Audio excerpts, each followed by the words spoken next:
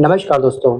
क्या भारत के ऊपर अब अमेरिका और नाटो के तमाम 32 देश मिल करके कोई आर्थिकल सर्जिकल स्ट्राइक करने वाले हैं? क्या चीन और ब्राजील के साथ में खड़े होकर के भारत ने पश्चिमी दुनिया के तमाम देशों को, खास तौर पर अमेरिका को और G7 के तमाम देशों को क्या एक बहुत बड़ी चुनौती दे दी है? मतलब कि हमने क्या उनसे कोई पंगा ले लिया है? और सबसे बड़ा सवाल ये है कि क्या भारत को अपने विकास के रास्ते के बदले इन पश्चिमी देशों के नियमों की क्या हमको गुलामी करनी चाहिए? क्योंकि बीते कल के दिन कुछ ऐसा ही हुआ है। नाटो ने हमारे देश को एक बहुत बड़ी धमकी दी है और हमारे साथ-साथ हमारे ब्रिक्स के तमाम देशों को एक बहुत बड़ा थ्रेट्स दिया है और डराने का प्रयास किया है। इन्होंने साफ-साफ दोस्तों बीते कल के दिन सुबह अर्ली मॉर्निंग ये कहा है कि NATO is considering coordinated sanctions on India, China and Brazil. Reason क्या है? रीजन ये है कि हम लोग इकोनॉमिक सपोर्ट कर रहे हैं इस समय रसिया और ईरान को। मतलब कि नाटो ने साफ-साफ उनको धमकी भरा ये बयान दिया है। मतलब कि उन देशों के लिए साफ-साफ ये बयान दे दिया इन्होंने कि जो यूएस के नियमों को नहीं मानेगा, जो नाटो के नियमों को नहीं मानेगा, उनके साथ हम एक बहुत बड़ी इकोनॉमिक सर्जिकल स्ट्राइक उनके ऊपर कर सकते हैं। और नाटो के महासचिव ने क्या बोला है? और ये भी उन्होंने बोला है कि यहाँ पर ब्रिक्स देशों का व्यवहार जो है ना, वो वैश्विक स्थिरता के लिए एक बहुत बड़ा खतरा बनता जा रहा है। एक खतरा तुम बन रहे हो। रेसिप्रोकल टैरिफ के माध्यम से आप जो दूसरे देशों को दबाने का प्रयास कर रहे हो ना, ये काफी गलत है। और जो ब्रिक्स के तमाम देश हैं, ये बात अच्छे से जानते हैं कि जंगल में सीधे पेड़ हमेशा पहले काटे जाते हैं। हमने अपने रिश्तों को निभाने का बहुत अच्छे से प्रयास किया, लेकिन तुमने हर रिश्तों को धराशायी कर दिया। देखिए ट्रंप ने क्या करा, हमारे ऊपर ऐसे केवल टैरिफ लगाकर थोपते रहा ये। और अभी भी जो स्टील और एल्यूमीनियम पे जैसे टैरिफ लगा रखा है 50%, वो काफी अधिक है। पहले वो 10% हुआ करता था। उसके बाद हमारे जो प्रवासी लोग इसके देश के अंदर रह रहे थे, माना कि तरीका काफी अवैध था, काफी गलत था। इलीगल तरीके से वो लोग डंकी मार के उस देश में चले गए थे, लेकिन वो अप्रत्यक्ष रूप से अपने देश की इकोनॉमी को बूस्ट कर रहे थे, आपको अच्छे से पता होगा। तो वो आपके देश के अंदर आतंकवादी नहीं थे, जिस कंडीशन में आपने उनको भेजा था, वो एज ए आतंकवादी की कंडीशन में आपने भेजा था। हाथों में हथकड़ी, पैरों में जंजीरें। सोचिए। और अपने इस समय मेक अमेरिका ग्रेट अगेन के चक्कर में, या फिर जो अमेरिका फर्स्ट की नीति आप अपना रहे हैं, उसके चक्कर में अपने देश की खुद ही लंका लगा रहे हो। आपके देश भी आपसे खफा चल रही है। और यूरोपीय संघ के तमाम 27 देशों के साथ में आपने पंगा लिया था, वो आपसे नाराज हैं। और इस समय ना नाटो इसलिए भी बौखलाया हुआ है क्योंकि इस समय डॉलर के अंदर व्यापार अन्य देश काफी कम कर रहे हैं। निर्भरता डॉलर के ऊपर जो देशों की थी अब तक, जिसको सही मान रहे थे, इसका साथ दे रहे थे, इसको मोटा-मोटा प्रॉफिट दे रहे थे, तो वो अब इस करेंसी से पीछे हो रहे हैं। अपनी सेपरेट करेंसी लॉन्च कर रहे हैं। भाई यूरोपीय संघ ने यूरो करेंसी भी लॉन्च कर दी है। अभी हाल ही में हमारा विचार चल रहा था कि हम ब्रिक्स के तमाम जितने भी देश अपनी करेंसी सेपरेट लॉन्च कर देंगे, उसी करेंसी में हम व्यापार करेंगे। क्योंकि डॉलर का प्राइस लगातार बढ़ते जा रहा है, हमको बहुत बड़ा नुकसान हो रहा है। तो उसमें हर्ज आखिरकार है क्या भई? मतलब कि तुम करो अमेरिका फर्स्ट तो कोई दिक्कत नहीं है। अगर हम अपने देश के बारे में सोचे तो आप ये बोलते हैं कि हम आपके नियमों का उल्लंघन कर रहे हैं। गजब हाल है भई। और यहाँ पे साफ-साफ ये बोला गया है, ये ब्रिक्स सॉरी नाटो के महासचिव के द्वारा कि यहाँ पर ब्रिक्स देशों का व्यवहार जो है, मतलब कि वैश्विक स्तर पे बहुत बड़ा खतरा बन रहा है। जो अमेरिका और यूरोप के नियमों को नहीं मानेगा, उसके साथ क्या होगा? उन पर हम लोग अर्थव्यवस्था से लेकर के कहने के टेक्नोलॉजी तक पर हम लोग प्रतिबंध लगा देंगे। ये दी है हमको धमकी बीते करके दिन।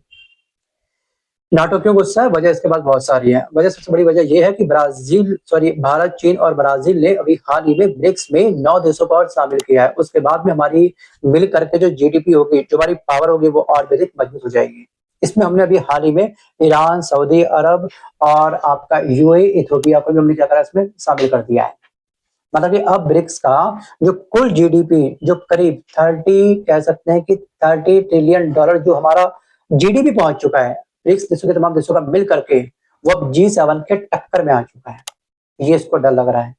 ये जो विकसित देश है ना, जो G7 जो विकसित देशों का समूह है, इसके ऊपर कहीं ब्रिक्स देश भारी ना पड़ जाए।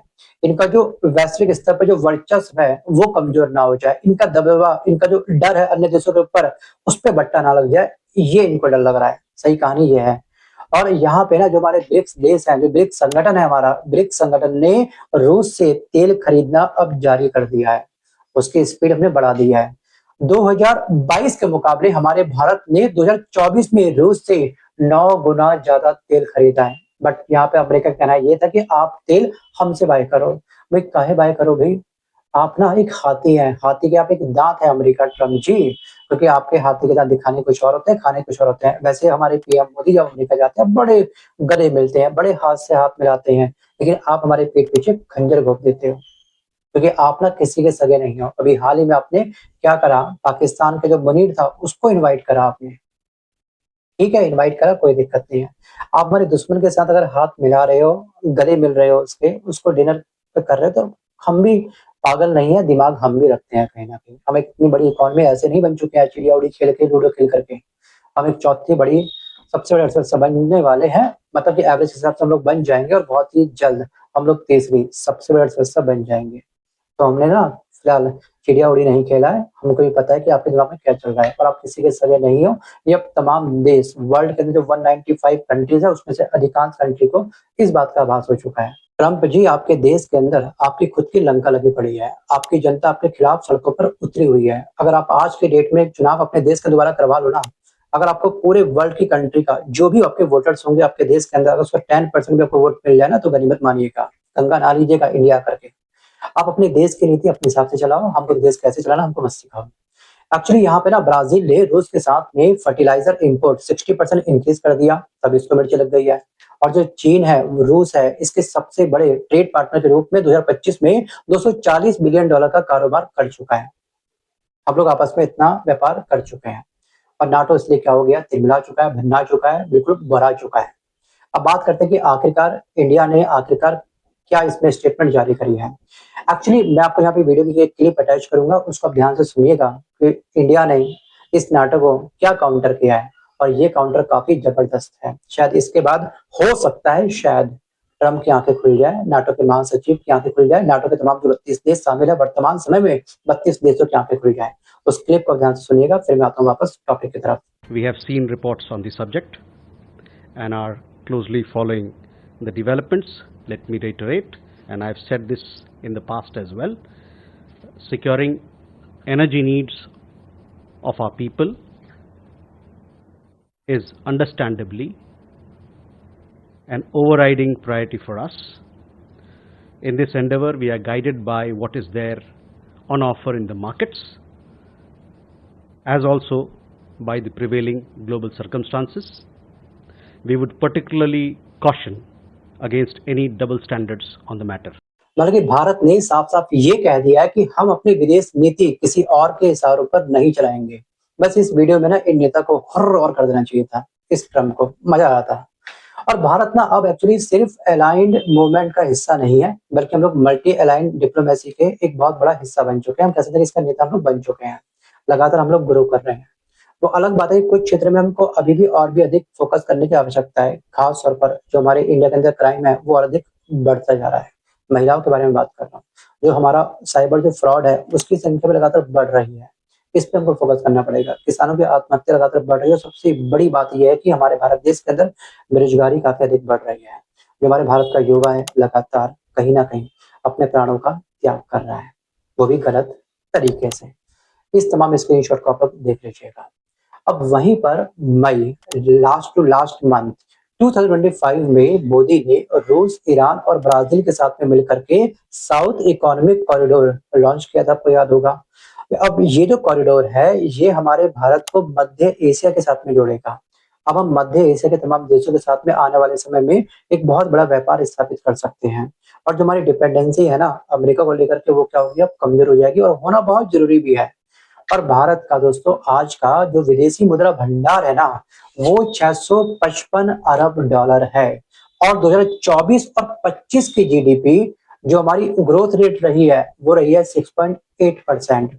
6.8% मतलब कि भारत अब डरने की स्थिति में नहीं है, बल्कि डील करने की स्थिति में है। अगर आपको हमारे साथ डील करनी है करो, बट हम आपके थ्रेट से, आपकी धमकी से डरने वालों में से नहीं है। अगर नाटो भारत पर टेक्नोलॉजी या डिफेंस सेक्शन लगाता है तो क्या होगा? 80% से ज्यादा क्रिटिकल सेमीकंडक्टर जो कंपोनेंट है ना, वो भारत जो है अपना अमेरिका और यूरोप से इंपोर्ट करता है, राइट? अभी हम इस पर डिपेंड है, लेकिन जो भारत है ना, अब सेमीकंडक्टर सेल्फ रिलायंस मिशन पर 75,000 करोड़ रुपए का अब हम निवेश कर चुके हैं। इसमें हमारी हेल्प कर रही है दोस्तों जो मैक्रोन कंपनी है, मतलब कि माइक्रोन कंपनी हो गई, आपकी रिलायंस कंपनी हो गई, या फिर कह सकते हैं कि टीएमएससी हो गया, वेदांता हो गया, ये सब अपने प्लांट स्थापित कर रहे हैं। 2025 तक ये तमाम प्लांट क्या होंगे, स्टार्ट हो सकते हैं, अंत तक, इसी साल के अंत तक। तो ठीक है, हमारी सेमीकंडक्टर डिपेंडेंसी अमेरिका के ऊपर, यूरोप के अंदर क्या होगी, समाप्त हो जाएगी, बहुत अच्छी बात है। वहीं पर जो रक्षा क्षेत्र है, रक्षा क्षेत्र में भारत ने 2024 में 18 अरब डॉलर का निर्यात किया है, जो काफी रिकॉर्ड है। दोस्तों पिछले वीडियो में आपको कई बार डिस्कस किया था कि भारत में ऐसे 5 कौन से देश हैं जो सबसे अधिक हथियारों को खरीदते हैं, और 5 ऐसे कौन से देश हैं जो सबसे अधिक हथियारों का कारोबार करते हैं, मैक्सिमम सेल करते हैं। वीडियो को पॉज करके उन तमाम देशों के नाम आप मुझे कमेंट जरूर करिएगा। और उसका राइट आंसर आपके सामने ये रहा। यूक्रेन नंबर 1 पे इसलिए है खरीदने में क्योंकि ये अभी रूस के साथ में युद्ध में अभी क्या है, संलिप्त है। इंडिया सेकंड रैंक पर है, मतलब कि डिफेंस के मामलों में हम लोग कमजोर नहीं है। और अब जो है ना, हमारा भारत कह सकते हैं कि रक्षा क्षेत्र में भारत ने 2024 में 18 अरब डॉलर का निर्यात किया, जो काफी रिकॉर्ड है, जो अभी को डिस्कस भी किया है। और अब ना रूस और फ्रांस के ऊपर जो डिपेंडेंसी है वो अब घटाई जा सकती है अब हमारे द्वारा। और नाटो को इसी बात का डर है, अभी आखिरकार ब्रिक्स देशों के अंदर चल कह रहा है, और दुनिया में अब अमेरिका की सच कहूं तो खास चलती नहीं है, कोई इसको सुनता नहीं है, हमें बोल रहा है बोलने तो, डेली इसका बोलने कुछ ना कुछ काम है। वैसे ही उम्र का तकाजा आ चुका है इसके ऊपर, 79 साल का ये हो चुका है, ठीक है। तो क्या पता शॉर्ट सर्किट कुछ माइंड में चल चुका होगा, इसकी सुनता कोई भी नहीं है। वहीं पर जो भारत है ना, भारत INSTC इसको बोलते हैं, international north south transfer corridor के जरिए रूस, ईरान, भारत को जोड़ चुका है। ये हमारा स्टार्ट भी हो चुका है। अब डॉलर के मुकाबले अब 20 से ज्यादा देश भारतीय रुपए में अपना व्यापार कर रहे हैं, ठीक है। जिस करेंसी में व्यापार होगा और जिस देश की वो करेंसी होगी, उस देश को एक बहुत बड़ा प्रॉफिट होता है। और ट्रम्प अब तक यही कर रहा था, अमेरिका इतने सालों से यही करता आ रहा था, लगातार डॉलर पे डॉलर के प्राइस बढ़ाते जा रहा था, व्यापार मजबूरन सभी देशों को उसमें करना पड़ रहा था। लेकिन अब अन्य देशों की आंखें खुल चुके हैं। जब यूरोपीय संघ के तमाम 27 देशों को ट्रम्प ने धमकी दी थी ना, उन्होंने अपने यूरो में जो व्यापार था उसकी जो मात्रा थी और अधिक बढ़ा दी। डॉलर पे डिपेंडेंसी इन्होंने खत्म कर चुकी है, और ऐसे में टैरिफ के माध्यम से ट्रम्प ने काफी सारे देशों से पंगा लिया है। 195 देशों में से अधिकांश देश इससे क्या चल रहे हैं, खफा चल रहे हैं। वहीं पर हम कह सकते हैं कि ब्रिक्स के नए फॉर्मेट में जो ये नया फॉर्मेट जो बनके अब तैयार हुआ है, ये सब वेस्ट की मोनोपोली को सीधे एक बहुत बड़ा चैलेंज दे रहा है। और ब्रिक्स संगठन हमारा लगातार क्या हो रहा है, डे बाय डे मजबूत होते जा रहा है। भारत ने नाटो के महासचिव और अमेरिका को क्या रिप्लाई करा वो आपने भी सुना, लेकिन इसके अलावा चीन और ब्राजील ने भी एक तगड़ा काउंटर किया है इस समय नाटो के महासचिव को, फिर नाटो के तमाम 32 देशों को। यहाँ पर चीन ने साफ साफ ये कहा है कि नाटो को विश्व का थानेदार बनने का बड़ा शौक है, लेकिन अब ग्लोबल साउथ अच्छे से जाग चुका है। वहीं पर जो ब्राज़ील के राष्ट्रपति, जिनका नाम दोस्तों है आपका लूना, इन्होंने साफ साफ ये कहा है कि हम अपने फार्मर और वर्कर की ज़रूरतों के लिए निर्णय लेंगे, ना कि किसी अमेरिका की नाराज़गी के डर से कि यार वो देश हो जाएगा नाराज़। क्योंकि सबको ना सेटिस्फाई करना पॉसिबल नहीं है, सबके हिसाब से चलना पॉसिबल है ही नहीं। अगर सबके हिसाब से आप चलोगे ना तो आप कठपुतली बन जाओगे जिसकी डोर किसी और के हाथ में होगी। यानी कि दुनिया अब दोस्तों नाटो सेंट्रिक नहीं है, बल्कि मल्टीपोलर हो रही है। और यहाँ पर भारत जो है ना, इसमें एक मजबूत धुरी के रूप में काम कर रहा है, लगातार हमारी ग्रोथ हो रही है। अब सवाल दोस्तों ये नहीं है कि नाटो हमें धमका रहा है, सवाल ये है कि क्या हम अपने आत्मविश्वास, स्वतंत्र विदेश नीति और मजबूत अर्थव्यवस्था के दम पर उस धमकी को झटका दे सकते हैं, उसको हटा सकते हैं, उसको दरकिनार कर सकते हैं, उसको किक मार सकते हैं क्या? जवाब आपको क्या लगता है, हाँ या ना में आप मुझे कमेंट जरूर करिएगा। इस पर आपका क्या विचार है? क्योंकि दोस्तों ये ना जो भारत है, अब ये नई सदी का भारत है, जो ना झुकेगा ना रुकेगा, बल्कि दुनिया के नक्शे को फिर से खींचेगा, जहाँ पर डर नहीं होगा, जहाँ पे केवल क्या होगा, आपसी सहयोग होगा। अगर आप चाहते हैं कि भारत ऐसा बने तो मुझे कमेंट में आप प्लीज़ ज़रूर लिखिएगा कि India will lead the world. So guys, आज के इस वीडियो में बस केवल इतना ही। लेकिन अब आपको क्या लगता है, आप मुझे प्लीज़ ज़रूर बताना कि सच में हमको अमेरिका की धमकी से डरना चाहिए, या फिर अगर आप भारत के एक प्यारे से नेता होते, अगर आपको कोई काउंटर रिप्लाई करना होता अमेरिका को या फिर नाटो के तमाम 32 देशों को, तो आप क्या करते हैं?